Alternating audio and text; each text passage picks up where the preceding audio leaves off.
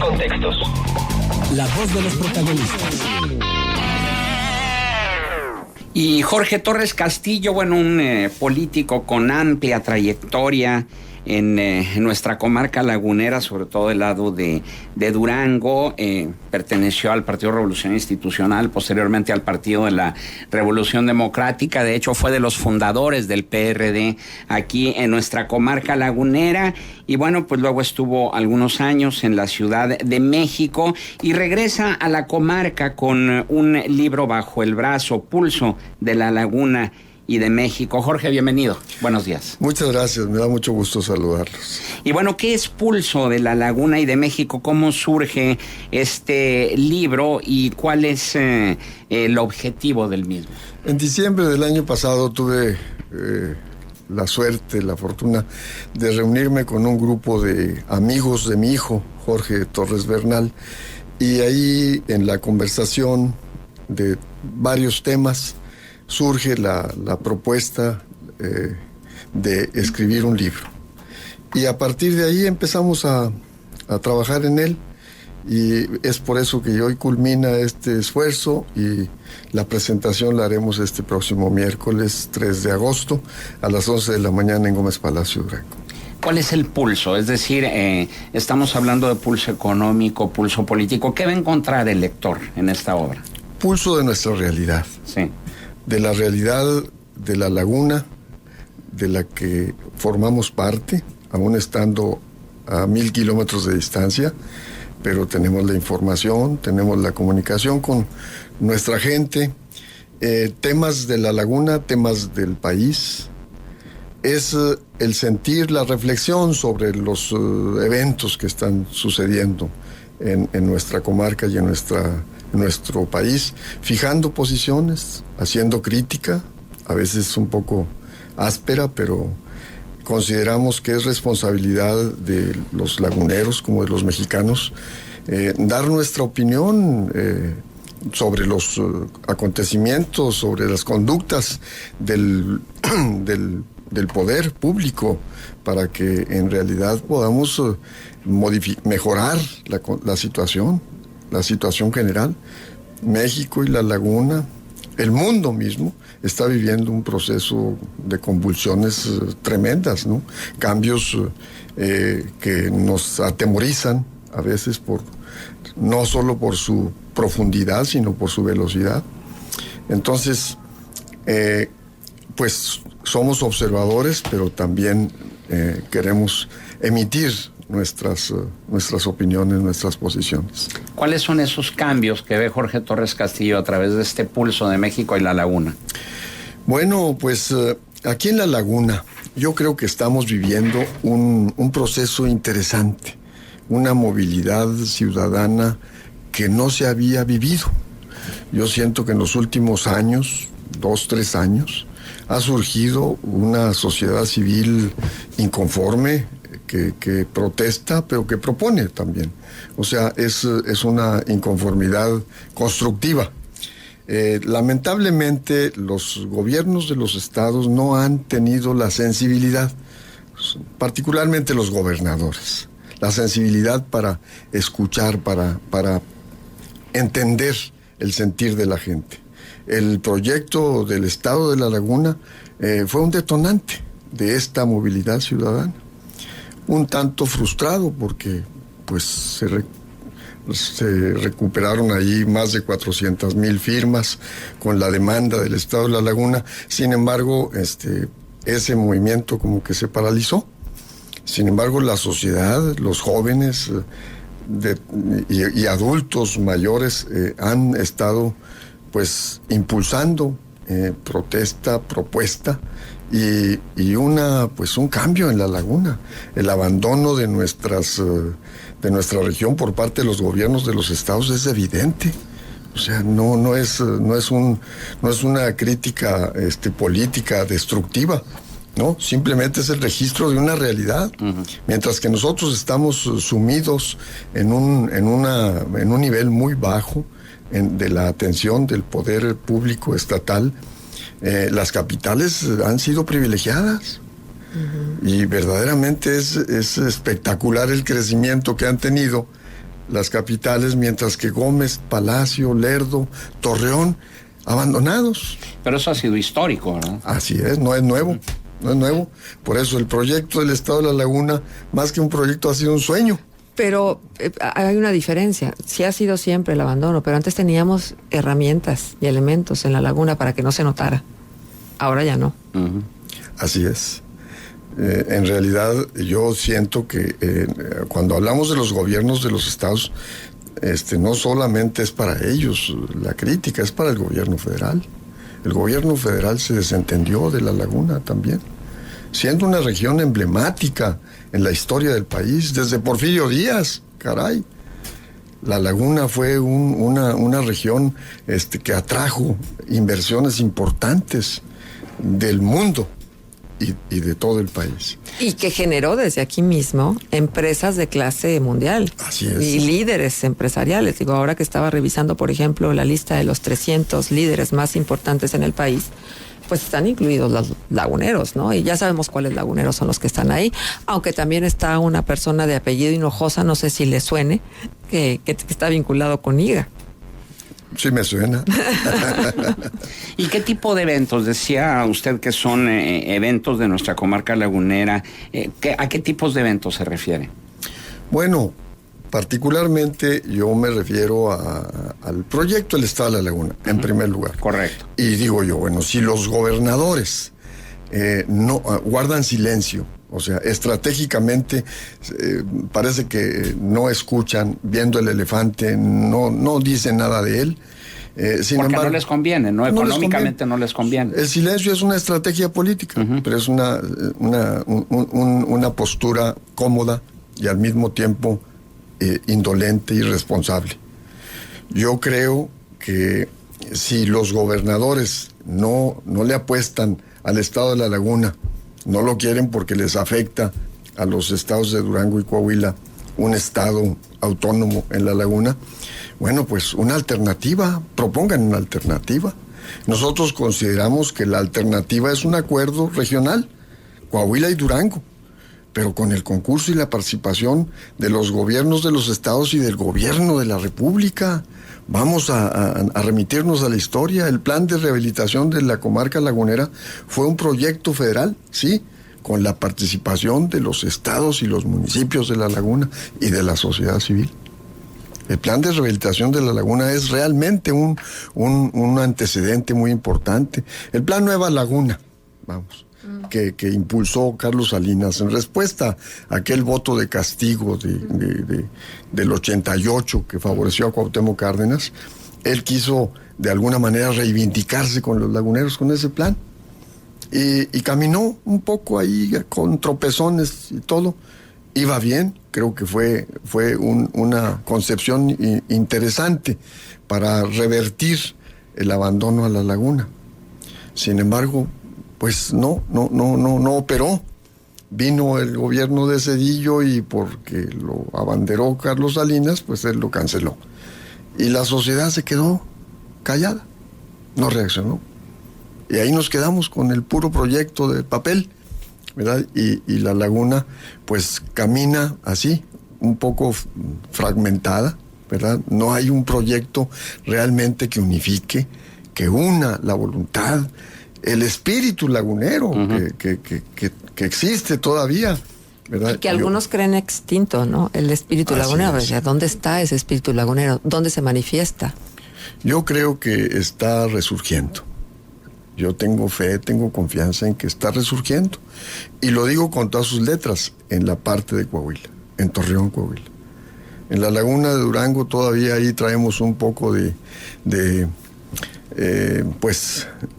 pereza para participar por parte de la sociedad. Don Jorge, buenos días. En ese sentido, ¿qué pulso tiene el tema sociedad civil cuando, si bien entiendo esta diferencia clara que usted hace notar respecto a los movimientos y la organización ciudadana en el lado de Coahuila y no en el lado de Durango, también es cierto que en el lado de Coahuila, si nos vamos, hace rato decíamos, ¿cuál es el pulso que sienten las autoridades? Pues que siguen ganando elecciones, que los votos les siguen favoreciendo. Pareciera incluso que a lo mejor del lado de Durango habría que hacer sus matices, ha ocurrido una historia distinta. Pero ¿cómo relaciona usted, cómo percibe ese pulso respecto a la fortaleza que está cobrando la sociedad civil y que finalmente el resultado electoral pareciera que estamos bien como estamos? Bueno, por la parte de Durango, el fenómeno del 5 de junio nos pinta un cambio importante. La alternancia no es una cosa casual. En la Laguna de Durango hubo un voto diferenciado, sí lo hubo, ¿verdad? Es un voto de castigo también. Fundamentalmente en la capital y en varios municipios del estado, sí le aplicaron un voto de castigo muy enérgico, muy duro al PRI. Y se lo dieron ahora, pues, el voto se lo dieron al PAN-PRD. Yo creo que... Con un expriista, don Jorge, que eso no podemos dejarlo de mencionar. Pero esa es la fórmula que ha aplicado la alianza PAN-PRD, en los estados donde ha participado lo han hecho así, con candidatos del PRI, porque suman más votos, ¿verdad? Los votos del PAN, los votos del PRD y los votos de los simpatizantes del priista que se va de las filas del PRI. Así sucedió en Zacatecas, así sucedió en Sinaloa, en Puebla. En Veracruz. En Veracruz ahora. Bueno, ahora en Veracruz, en mismo Chihuahua. En Quintana Roo. En Quintana Roo. Sí. Bueno, pues fue un apretón muy fuerte, que desde luego sus repercusiones van hasta el 17 y van hasta el 18. O sea, el año que entra tenemos elecciones aquí en Coahuila. Y vamos, yo creo que ahí se han de estar calentando la barba, ¿verdad? Porque lo que están viendo, pues es algo verdaderamente alarmante. Fue un voto silencioso que arremetió. Yo he comentado que el día de la elección tuve el registro de lo que estaba sucediendo en Los Pinos a la hora del proceso electoral el domingo 5 de junio. La información que tenía el presidente era la misma información que teníamos los ciudadanos, de que el conteo, la encuesta de salida estaba apuntando a que ganaba el PRI. A las 3, 4 de la tarde todavía se sentía que el PRI iba adelante y de buenas a primeras, nada. Se revirtió. La encuesta de salida fue una mentira. ¿Por qué? Porque el ciudadano le mintió al encuestador. Y le dijo, sí, voy a votar por el PRI. Pero en el fondo votó por el PAN. Y yo pues, por eso también digo, sí, tengo mis reservas sobre esa autenticidad del voto en favor del PAN-PRD. Porque fue un voto de castigo al PRI. Don Jorge, pero Diana preguntaba algo que me parece muy importante, o sea, la organización de la sociedad civil y la participación de la sociedad civil, que es finalmente la que está embebida de este espíritu lagunero, del que yo decía que está en vías de extinción, a lo mejor un poco cargada hacia el lado del pesimismo. ¿Qué tendría que pasar? ¿Qué tendría que hacer la sociedad lagunera? Pues es muy trillada la palabra, organizarse. Lamentablemente, la movilidad de la sociedad civil a veces se fragmenta, se dispersa y no se unifica, a veces por situaciones de vanidad, de liderazgos. También de intereses muy particulares. Y de intereses, ¿no? Sí, desde luego, claro que sí. Pero bueno, yo creo que lo que más le conviene a la laguna es unirse. Ya no en torno al estado de la laguna, en torno a un proyecto genuino de los laguneros. O sea, estamos prácticamente operando divididos. O sea, el tema del Metrobús, por ejemplo, es un ejemplo. El puente de Falcón, ¿sí? Que está ahí a medias. La verdad es realmente lamentable que no tengamos la capacidad para coordinarnos, ¿sí? En temas fundamentales. Y en los temas mínimos no nos ponemos de acuerdo, caminamos cada quien para nuestro lado, pues andamos mal.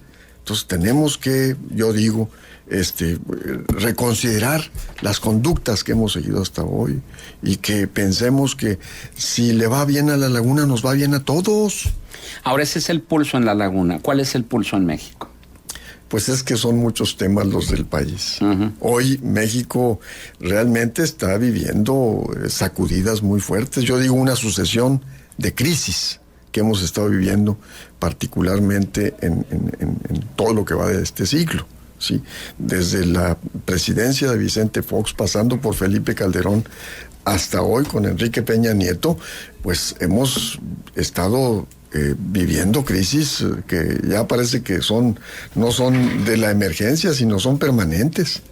En lo político, en lo económico, en lo social. Sí, sin embargo, no habíamos visto nosotros incrementos, por ejemplo, a la gasolina, como los que se dieron en el mes de julio y ahora en el mes de agosto. Es el incremento más alto que se ha tenido en los últimos 18 años, el que vamos a tener a partir del próximo lunes. Y en un solo día, comentábamos que de un mes a otro se incrementó 22 veces, porque aumentó 44 centavos. En 22 meses que eran de Calderón, cuando él aumentaba únicamente 2 centavos, y ahorita fueron 44 centavos, lo que nunca se había visto en 18 años. Me imagino que, bueno, pues ese tema ya no alcanzó a entrar en su libro, porque pues el aumento es el próximo lunes, pero me imagino que sí alcanzó a percibir todos los incrementos que se han venido dando, y que paradójicamente el gobierno dice que no ha habido, que esos aumentos no inciden en la inflación, por ejemplo. Lo que explica no justifica. Exacto. En este caso, yo digo, explica este incremento en los costos, en los precios de la gasolina, pues la situación del petróleo. El petróleo se vino abajo en el precio y en México en la producción también. Entonces, pues es una consecuencia natural. Nosotros tenemos que comprar la gasolina en Estados Unidos. Estaremos ante las puertas de un nuevo modelo económico y político para el país ante el deterioro, el agotamiento del modelo actual. Bueno, las señales las estamos viendo en el Reino Unido, con su voto por su salida de la Unión Europea. En Estados Unidos ahí está el fenómeno Trump. Uh-huh. Son expresiones del antisistema, o sea, antisistema o antimodelo económico que estamos viviendo. Yo no le creo a Trump, para mí es un loco, ¿verdad?, que está aprovechando una situación de inconformidad. En Estados Unidos la clase media, yo leía por ahí que en los últimos 20 años ha perdido capacidad de adquisición con su salario de un 30 o 40%. Y Salinas de Gortari sale a vituperar y a deplorar el neoliberalismo que él mismo promovió, ¿no? Y ahora dice que no es el camino. El Tratado de Libre Comercio ha tenido beneficios y perjuicios para nosotros.